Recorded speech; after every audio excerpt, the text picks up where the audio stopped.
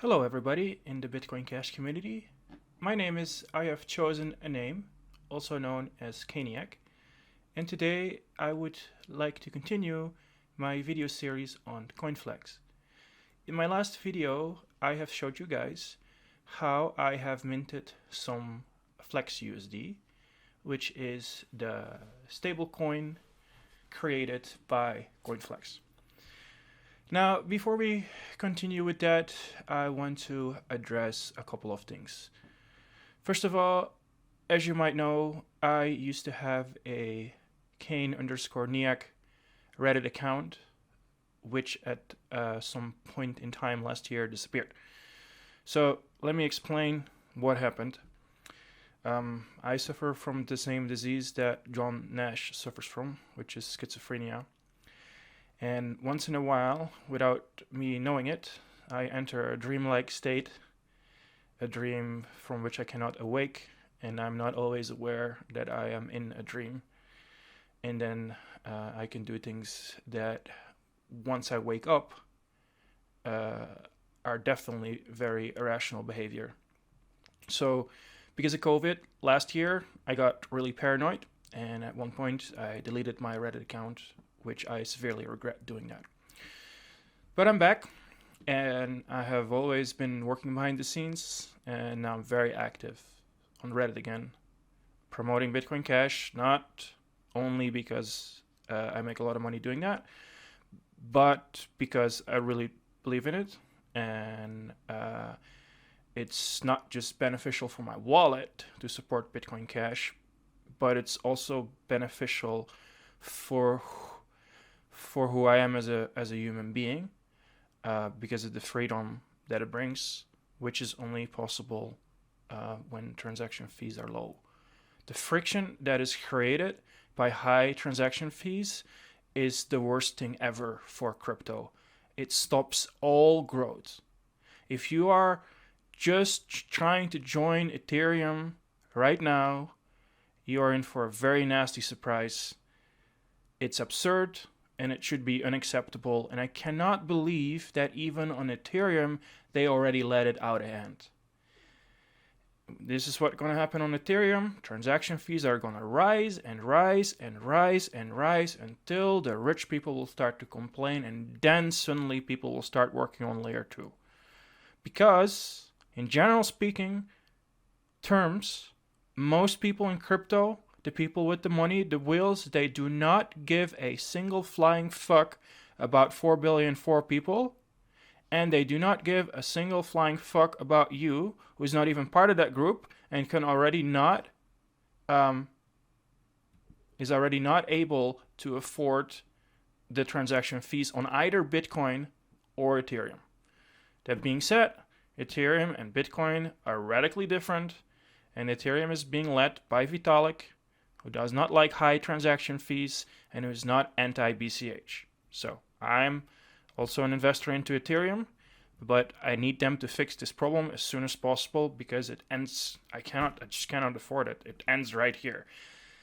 I just got active in Ethereum at exactly the wrong time because now I can do absolutely nothing with it. It's completely useless to me. I need to have at least 10, 20, maybe $40,000 in it before I can use it, and that's just unacceptable. Okay, that was a 4-minute intro.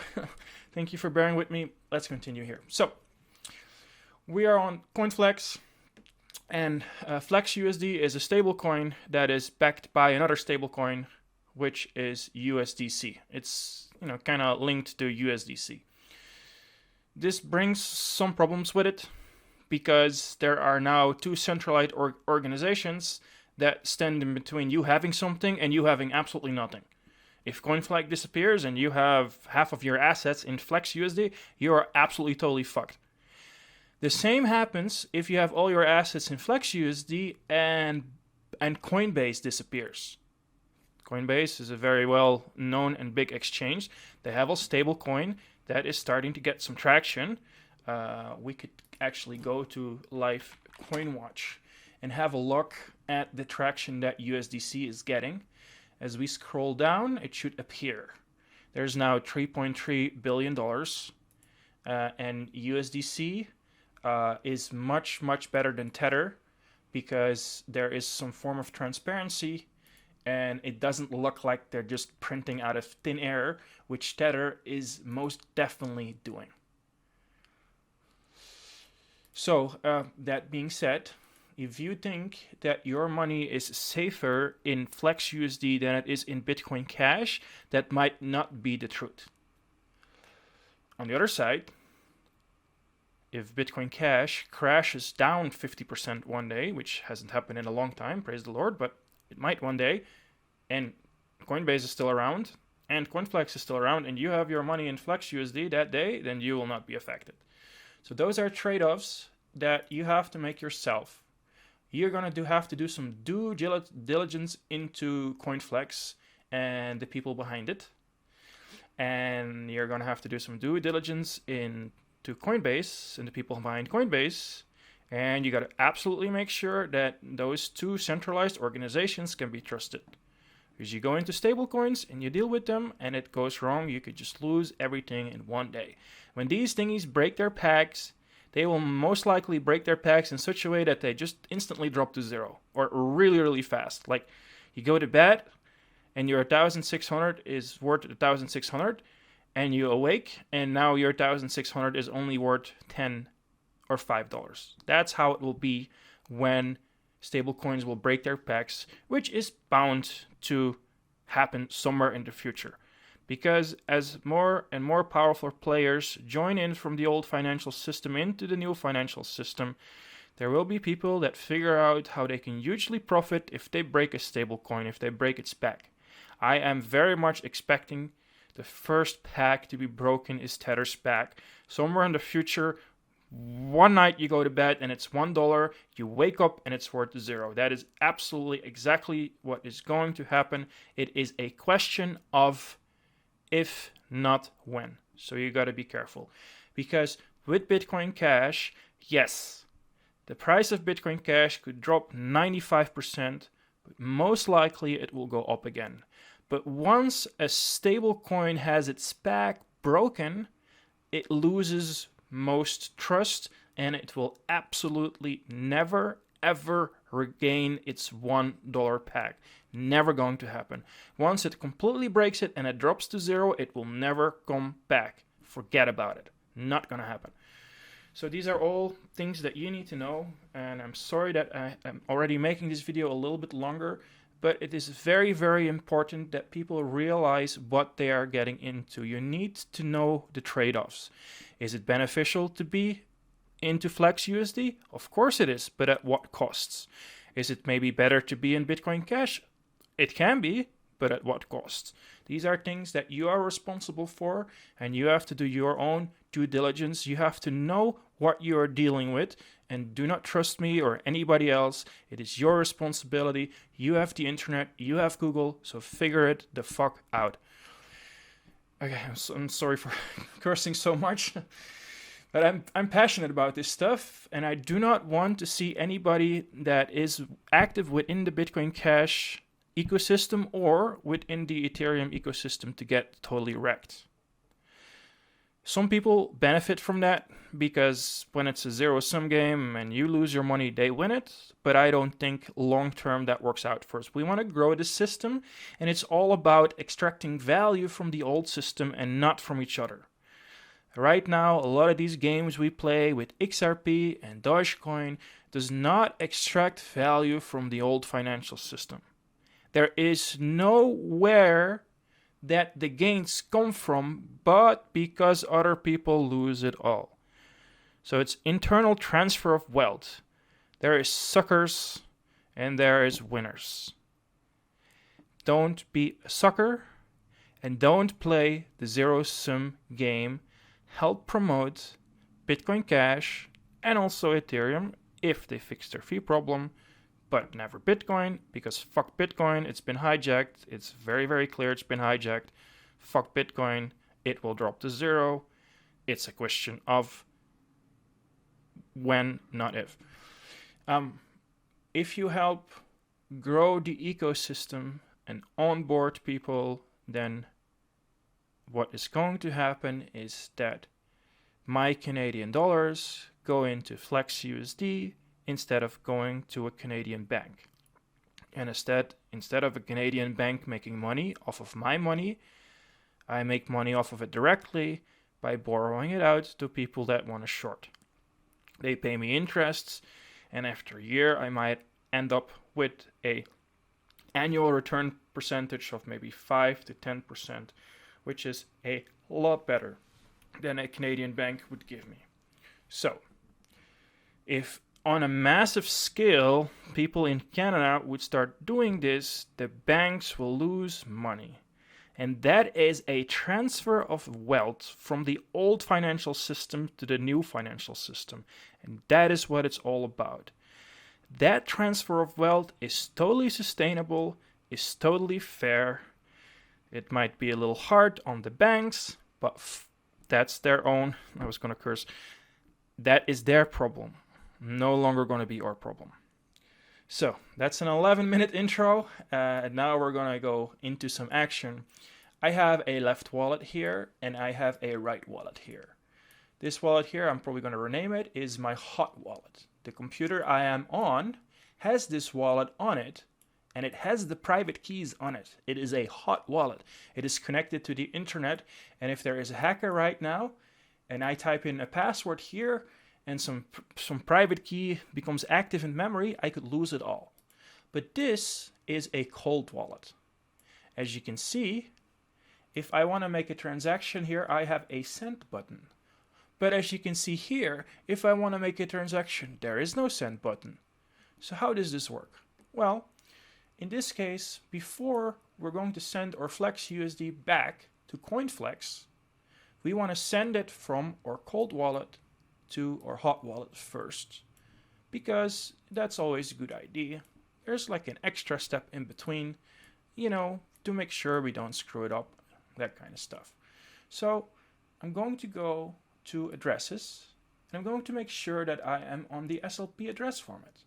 Now, what is also important is that every time I do this, I want to use a new address. That helps with not being tracked and traced. So here is an address with a 0 balance and 0 TX. It has no history. The network has not seen this address. From you guys' perspective, this address does not exist yet. It does exist, but it's not been active on the network. So we're going to make it active. I'm going to copy the address here. I'm going to paste it there. And then I have right now my token balance for FlexUSD is 1,721. And as you can see from the SLP history, I've gotten a little bit of interest. The 3rd of February, it's now the 5th, 2 days ago, I minted 1,720.01 1892 FlexUSD and sent this to my cold wallet. I've gotten 1, 2, 3, 1, 1, 2, 3, 4, 5, 6, 7 interest payments. So before we do anything, let's just calculate our interest, shall we? We want to know what the average is over just 2 days. So we're going to add 65 cents plus 11 cents plus just 1 cent plus we'll turn this into 2 cents because it's close to 2 cents. And then we have another 11 cents, and we have 21 cents, and we have another 12 cents. So my total interests over 7 interest payments of 6 hours has been $1.23. Now let's divide this by 7. And my average is at the moment 17 cents. So let's do 17 cents. And that is times periods of 6 hours. So I have to do that times 4 to go to 24 hours one day, because 6 plus 6 plus 6 plus 6 is 24 hours. So this means that it is on average so far 17 cents of interests per day on 1,720. We will do this times 365 to get $256. And now we will take 1,700, divide that by 100 to get 1%, and we will divide 200 and 56 divided by 17. This means that if it keeps up like this, which it most likely not, but if this stays like this for a whole year, probably not, probably going to drop a little bit, but that would mean if I keep my money on here for a whole year, I end up with a ARP, which stands for an annual return percentage of 15%. Now 15%, if there would be a Canadian bank account that would offer people a savings account with a 15% return, everybody in Canada would jump on that. Every single person would jump on that. Because that is like at least 30, 40 times higher than people are getting at the moment. And in Europe, it's even way worse. In Europe right now, there are some banks, if you give them $1 million, you have to pay them. They have a negative annual return percentage, which means that if you give the bank $1 million every year, you have to like pay them $5,000 just to give them $1 million. Now, they're not necessarily scamming you. That's just what stage we are in the financial world. But, you know, we don't have to deal with that any longer. We can make our own rules now. And if I lend out my money, instead of the bank lending it out, then there's just like a middleman that's been cut out, because the bank takes my money and they lend it out and they make it into more money, but then most of it they keep for themselves, and they only give me a very, very small percentage of the money they make on my money. And now we don't no longer have to deal with that. We just cut the middleman out. We directly lend out our money to everybody who wants to borrow it. Maybe in this case in a centralized way, but on Ethereum you can do that in a decentralized way with even less risks than in a centralized way. And now we just cut out a middleman, and whatever the bank is losing is the gain that we're making. Not directly, but it's really, it's an extraction of wealth from the old financial system. So, if we go on Coinflex to mint, we can indeed see that the 7-day average annual APR, what exactly, annual percentage return, is that what it stands for? Yes, annual percentage rate. We can see that it is indeed 15%. Now, it's most likely not going to stay 15% for the whole year, but I think it's safe to say that we could end up with a APR on this system between 5 and 15%. So maybe don't dream about 15%. Don't dream about 5%. We'll just go into the middle. Let's say that with this system, it's clear to say that if this keeps going for a whole year, let's maybe go a little lower. Let's aim for 7% interest. Let's see if we can make for a whole year 7% interest with that. That would be a very good number. Very good number. And you know, if you're like, no, screw that, I want an annual return percentage of at least 8,000%, then you are crazy, and you are most likely, you have a 99% chance that you are going to lose your money in some sort of scam, because that's just not going to happen unless that money directly comes from somebody that they're stealing it from. So don't do that, because that makes you a big greedy asshole, and you would be exactly the same as these big hedge funds. Worse, actually. Those hedge funds, they steal money in a legal way, with a return percentage of like 1,000%. There's some money going to be stolen, which is going to turn out to be totally illegal, just by directly taking it from people, pyramid schemes and MLMs, that kind of stuff. All right, let's go back to what we were doing. So we've done some calculations. You know what? Let's go on the Block Explorer and let's have a look at what's going on exactly here. We'll go to View Token page. And we want to know the transactions. 13,027. Okay. As more people here, this is another thing that you got to realize.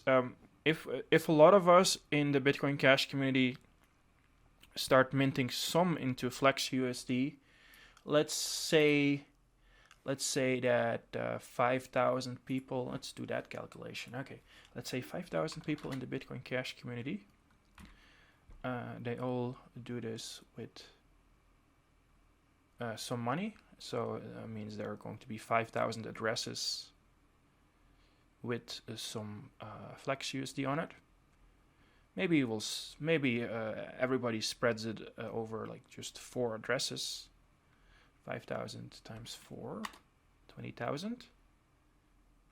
There's 6 interest payments a day times 4.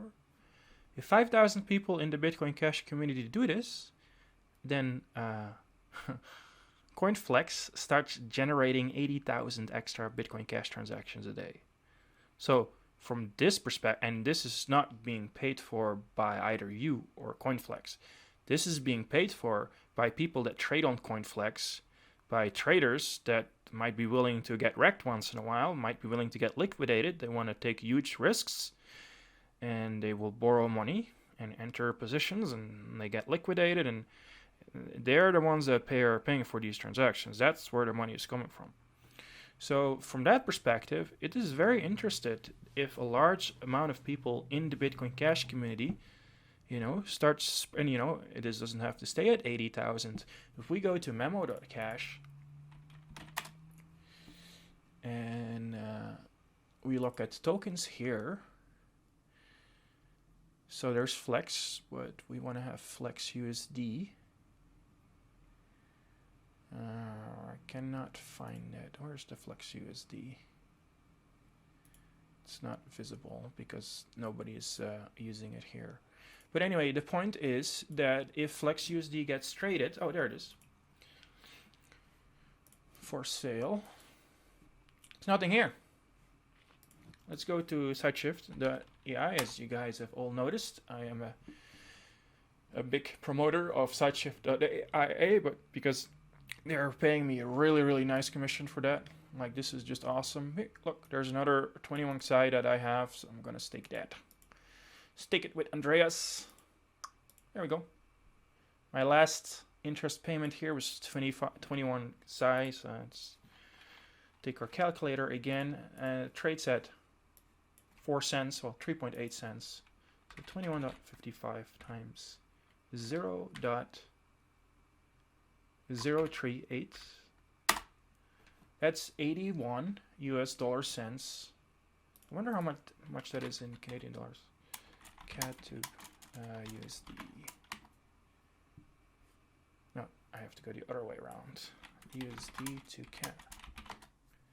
So yeah, right now, with this system, I'm making $1 Canadian a day of interest, and that's just only going to grow bigger. And my commission so far, let's calculate this.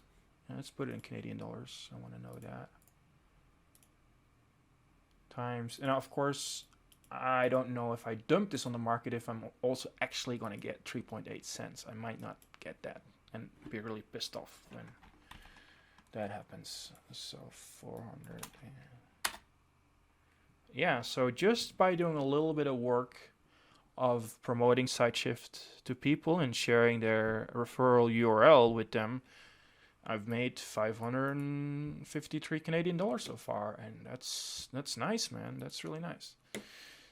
So let's go to SideShift here, and let's have a look at the FlexUSD option. Now they have their SLP infrastructure back online. There we go.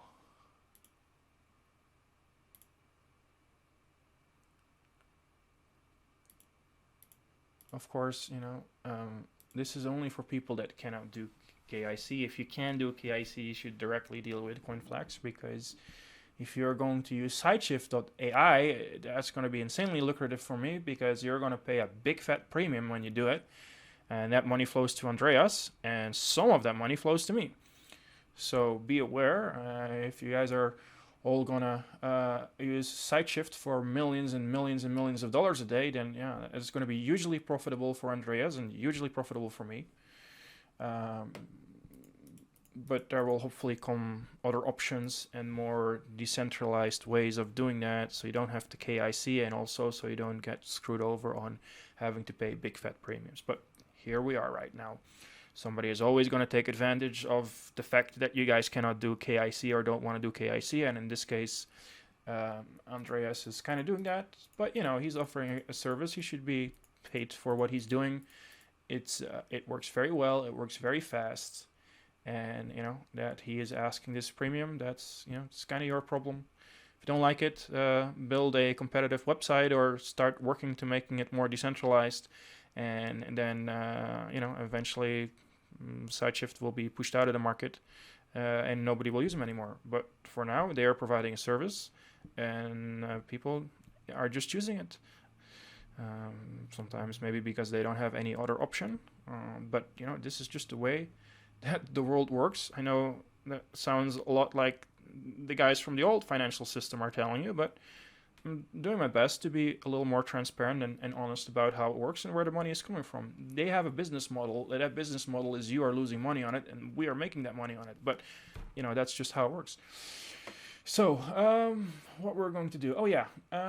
So you can use this, and actually maybe just let's try it. Let's see how fast this works. I haven't tried this yet. I don't need to use their services. I have ways around their services, but sometimes there might be a time in the future where Coinflex goes down or something, and then hopefully SideShift will still be up and this will still work, which is not a guarantee. So yeah, let's try that.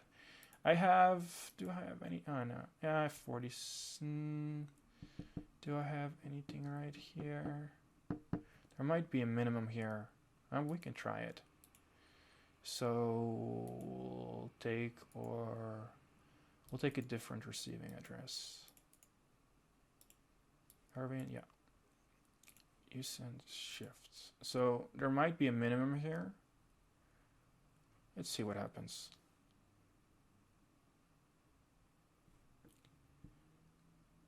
Well, that's not good. It is failing me.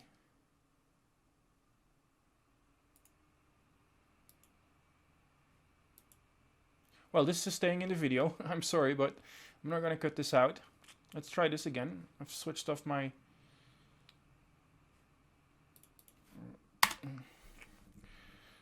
This wasn't supposed to become a debugging video, but yet here we are.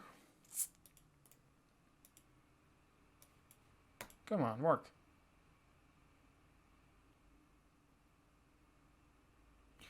Well, it looks like this doesn't work at the moment, at least not for me, so we'll come back to that later. But it definitely has worked in the past before. This is turning into a horrible infomercial. It has worked before. A day ago I got some nice commission, so somebody used it and it worked. They might have done a different coin. We'll come back to later because that's taking me too long. So let's go back to Coinflex. We were going to show the redeeming process here. So let's get back on the track. So we were going to take an address that had not been used yet and 1,600. So again, if you send from hot wallet, this is a hot wallet, you have a send button. When you're on a cold wallet system, and of course this is on my current computer, but this is the watch version of it. So how that works is, it's some stuff for another time. But anyways, to make a long story short, you have to press preview here. And, now you have this transaction, which moves this SLP token. And here you can see it. Then you have to click save. And I go to my thumb drive. Is that connected now? On the back of my computer or not? Computer. Yes, there it is. So we're gonna save that as an unsigned transaction. Redeem FlexUSD. Enter. Okay. So now I'm gonna pause the video because now I have to go to my offline computer, the one that has the pref keys, and sign a transaction there. I'll be right back. So here we are again. It is sometime later, and I have done the magic on my offline computer. So now we can transfer the FlexUSD from the cold wallet to the hot wallet by loading in a signed transaction from my thumb drive. So there it is, and the latest signed transaction. What is it today? Yeah, this must. No, this can there 1655. It's now Is it already 22? There's the one. No, that's the...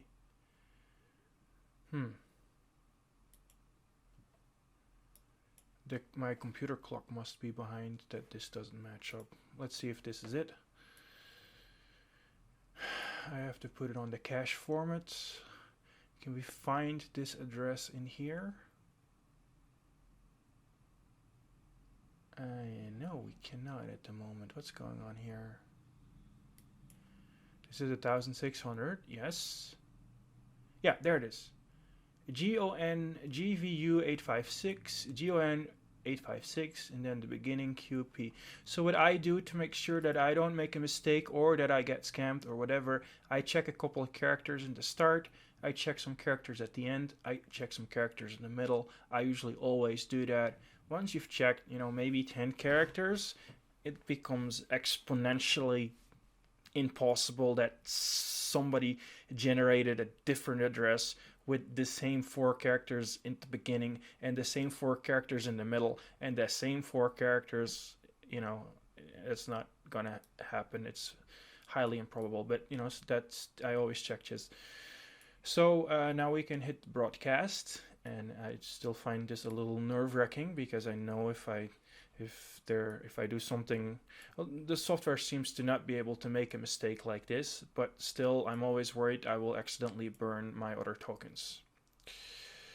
So here we have a new transaction, and there's the 1600 FlexUSD. So now it's time to close our cold wallet and continue with the hot wallet. This has been unconfirmed, but in theory it should not be a problem to send it to Coinflex now. So let's go ahead and do that. We are going to go to deposit. And this is something that I really like. I haven't double checked it, but I'm pretty sure that every time you reload this page, it generates a brand new address. Like, for instance, on Binance, those shady guys there, like seriously, fuck those guys. Binance does not allow you to create new addresses. When you deposit to Binance, it's always to the same address, which means that if you trade on Binance, you're going to be completely traced on Binance. Like, there's just not avoiding that. You're on Binance, you're always sending to the exact same address. Even if you want a new address, they will never give you a new address, which is going to be a disaster if they ever leak their database. And people won't even be able to create new addresses that, were newly put in the database. It's one of the pet peeves that I have with Binance. But, Coinflex does it better. Every time we could check it. So let's just go away from it. Let's just check it. It says address creation, and actually I didn't. Okay, let's check it a couple of times. So does it actually create a new address each time? FlexUSD. Okay, so let's copy paste this into a notepad. Let's paste that here. Let's double check it and let's see what happens now. Okay, so this is still the same address now, but I do think that once in a while, maybe if I log out or something, I do think that that this changes once in a while, but not for 100% sure. Let's have a look here at. Yeah, see, that's still the same.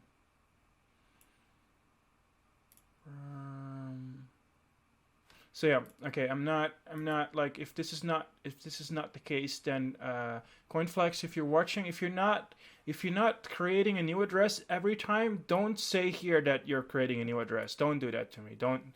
If this is always the same and I cannot change it myself, don't make it look like it is generated like newly to be a different address every time I refresh, because it says address creation in process, but then it gives me the same. So Coinflex guys, please fix that.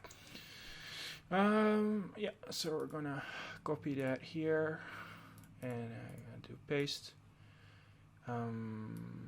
It's gonna make sure so simple ledger. So check some 4 characters here, and in the beginning Q, Yes, that seems to be all right.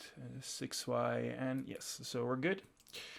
We're gonna go to FlexUSD.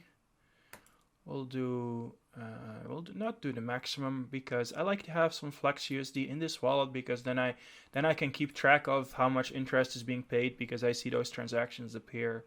So let's do 1,599. So I think that every time this flows through my wallet, I'm gonna like keep $1 in there on a different address, because then they're gonna be forced to generate a whole bunch of extra transactions, which I like. It ups our metrics.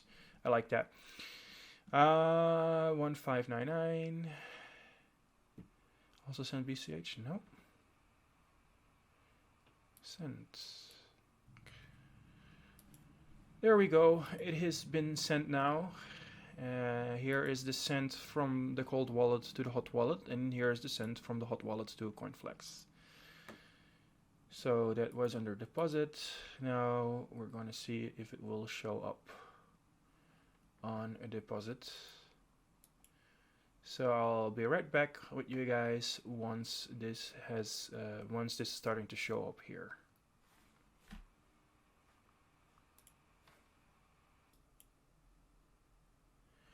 So we are now about 15 minutes ahead in time from the moment we skipped a couple of seconds ago, and my FlexUSD has arrived. Here are the two transactions. The first one is the transaction from my cold wallet to my hot wallet. Let's have a look at it on the SLP Explorer. It's the way I like to do it. First go to the bitcoin.com Explorer and then to the SLP Explorer. It shows the, I guess you call this a DAG, a DIG. I'm not 100% sure. But yeah, that kind of shows it. Shows the block time, the block time, and all this information. Why is it? Oh yeah, because I kept 120 on my watch wallet. Yeah, so that's that transaction, and then this is the one that is the send to Coinflex. So let's have a look here as well. We'll go to View on SLP Explorer.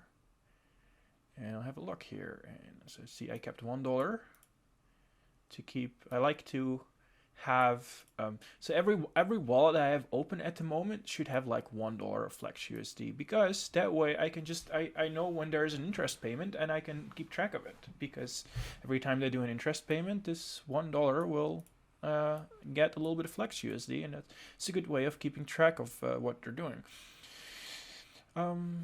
So now it's time to close all this, and now we're going to do the redeeming process. Let's get our money back. We'll click max here, and we'll do confirm. Redeem in process. You're going to get back your USD at 4 a.m. So I hope that this is already converted for my local time. So that means that now we're going to have to wait, how many hours? It's now 6 o'clock, so that is, oh man, I suck at math. This is embarrassing. 6 more hours till midnight, and then, so 10 more hours. Oh, or is that, no, okay, so it's, here it says, yeah, okay, no, so it's not at 4 o'clock, it's at 2:45 at night. Okay, so we're going to continue this video when I have well, I guess we can end here, because this is just eventually going to show up, and then it is USDC, and I can go on the market and use it to buy Bitcoin Cash again. In this case, because Bitcoin Cash has gone up in price quite a bit at the moment, I would have made more money if I kept my money in Bitcoin Cash. And I knew that was a risk, but I just wanted to play around with this to show it to people. And yeah, hopefully, there is... well, for me, actually, from my perspective, it would be nice if it crashes down now, maybe to like $200, and then I buy Bitcoin Cash, and then it shoots back up. But from the community's perspective, it's nice that hopefully we're going back to $500. Let's have a look at the charts here. We're dropping quite in market cap compared to the other coins, but it's kind of silly to compare ourselves to other coins this way, because different communities have different goals, and our community and our goal is not just to make a lot of money, but also to bring freedom to the world. And so it really doesn't matter what all the other coins are doing, as long as we can be free. That is what really matters. That's what's the most important. From a certain perspective, it's actually nice that we don't pump and dump like Dogecoin or XRP, right? So here's the BCH price graph, and it's looking good. I don't know how many people were smart enough to get some Bitcoin Cash at 83. You haven't done 15x or 16x like on Ethereum, or 11x like on Bitcoin. You'd only be up 5x right now. But you're gonna really complain about having a 500% return of investment if you got in at 80. And I know what you're thinking. You're like, yeah, but Caniac, this is where I got in, and I don't know what to tell you, but I didn't get in. I got these coins for free, and I got out like around here because I realized that the price was going to drop. And where did I get back in? I think the first time I got back in was like around 500 or something. And I missed these days. I didn't have enough money during that time. Like, I seriously missed out on this. If I had like $10,000 on my bank account, but I didn't. So I wasn't able to scoop up much at 85. I got a little under 100, like maybe one Bitcoin Cash or two, something like that. And now and then those that I got there when it hit 500, I sold again. I am a trader, so if I make a 5x gain on something, I'm gonna take some profit. That's just, why would I not do that?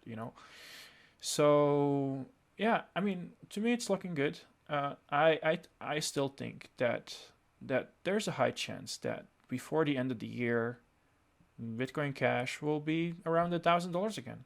I think that's very likely to happen, but I might be wrong about that. And if it crashes down again, that's gonna suck. But you have to also look at it from a different perspective. If it crashes down to, like, let's say $50, wouldn't you buy more? Because I would, and I didn't have much money back then, but now I do. So it would be hugely beneficial for me if it crashes back down to 50. I wouldn't even hesitate, and I would take maybe 25, maybe 30% of everything I own right now, and I would throw that into Bitcoin Cash at $50. No hesitation whatsoever. That would be an amazing day for me. And so new people that come in, newcomers that are just trying to use Bitcoin Cash for the first time, from their perspective, it is highly, highly beneficial if it crashes down again. You know what I'm saying?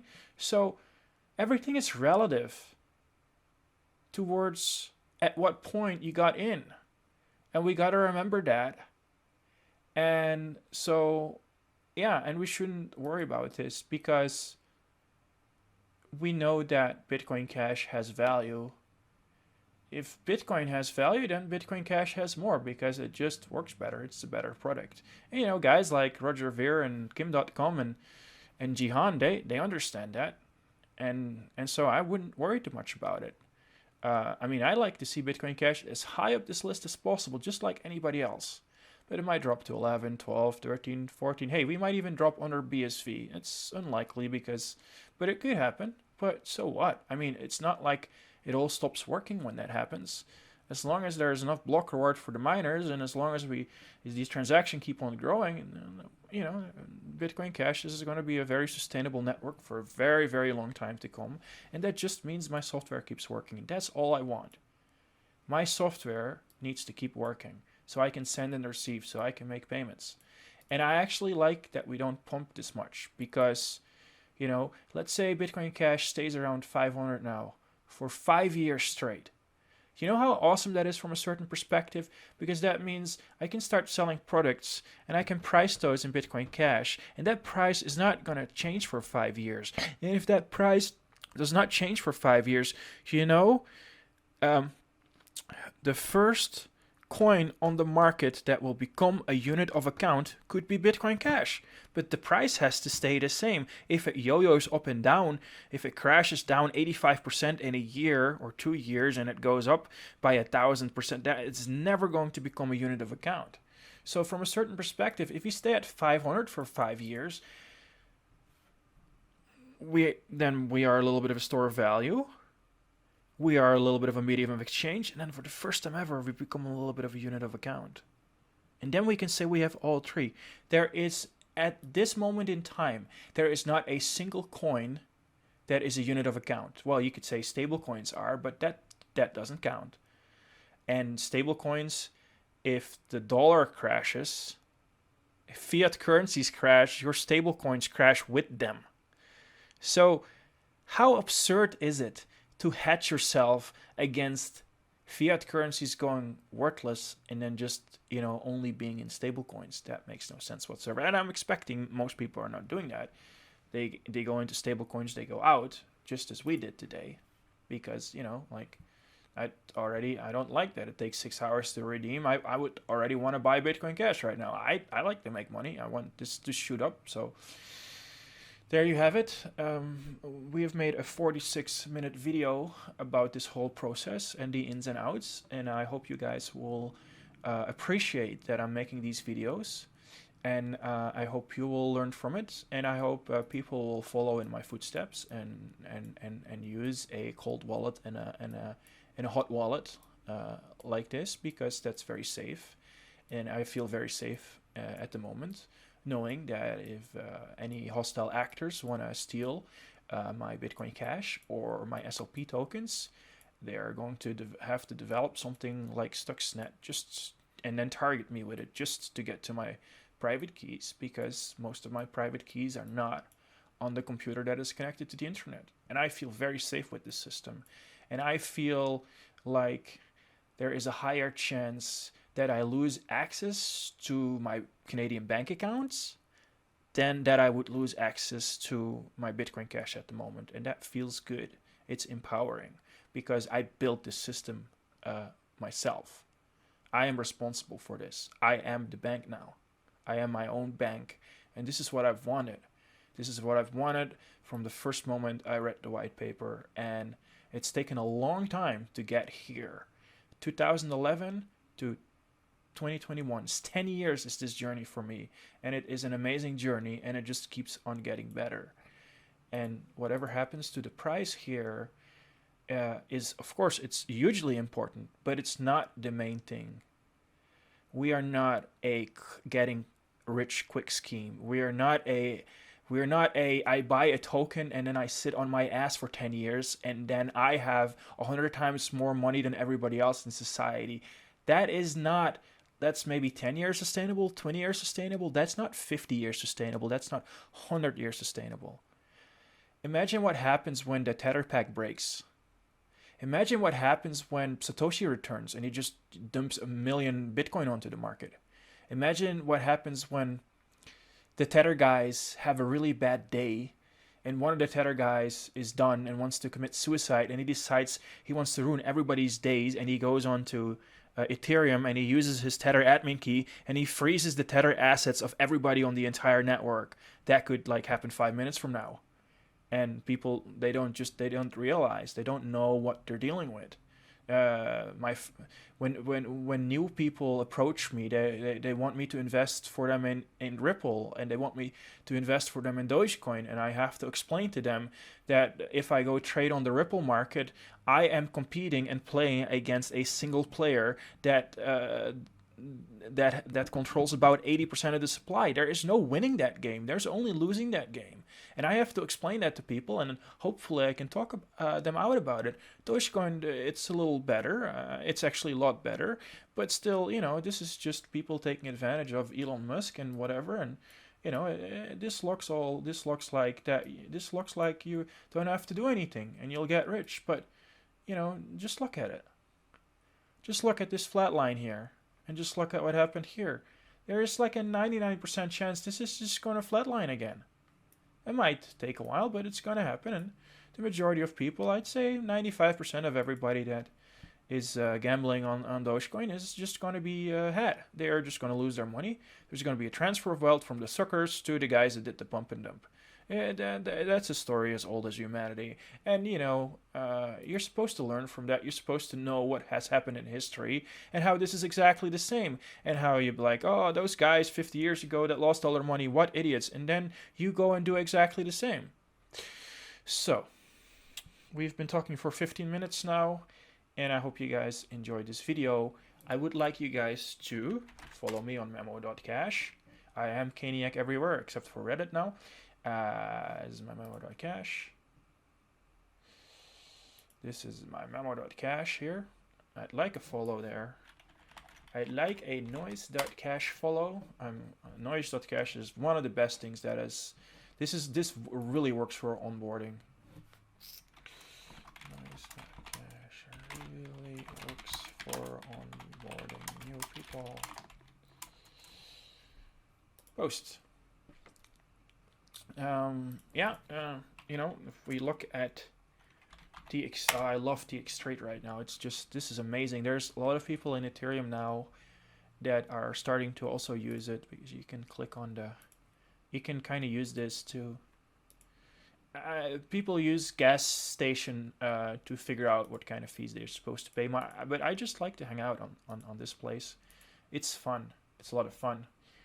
It's a lot of fun seeing something. I mean, these fees are absolutely horrendous at the moment. What the hell? Oh, that's the medium. Okay, that's not. I thought this was in dollars, but that's not. Okay, but just look at it. Medium contact fee is like 85 right now. And you know, I'm doing some stuff in Ethereum myself, and I like them, and but also like, it kind of would be nice if Tether dies from their perspective as well. That's a lot of transactions are Tether, man. But at the moment, apparently most are Uniswap. But hey, you know, it works for them, and hopefully they figure out their layer 2, and hopefully they'll up the miners will up the gas limits, and hopefully it will soon go down again so that the little guys can still do something. And if we switch to Bitcoin Cash, and so, you know, it becomes stupid now to compare Bitcoin Cash and Bitcoin. Let's just forget about Bitcoin and just look at Ethereum versus Bitcoin Cash. You can't really compare them because we're primarily trying to be money, and they're primarily trying to be a global supercomputer, and that's fine. And you know, we can just be happy that we have this right now. Look at how many transactions are made, and most of their, I'd say 80%, maybe 90% of them are coming from noise.cash at the moment, but that's okay. If you're using the apps, you know that there's some real growth going on all the apps, and you know, this is good. We have something good going, and I think it will only get better from here. And with that said, I am going to end this very long video, and I hope you guys will have, oh yeah, no.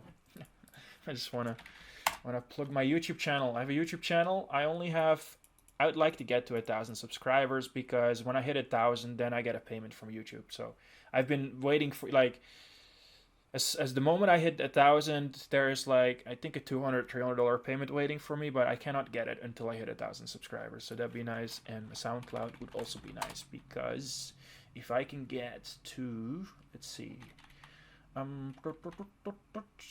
where do I go to my stats here? SoundCloud will start playing me once I have. So yeah, I need to get above 8,000 plays a month. Some months I get that. I haven't been doing much with music at the moment, but when I get active, my plays go up. But it would be nice to get more plays on my SoundCloud, because if I go over 1,000, then the SoundCloud will start paying me. And you know, of course, I'm also working towards I am actually Audius. I am on Audius as well, and I got some tokens from them, and I sold them, and I got some money for it. So that's great.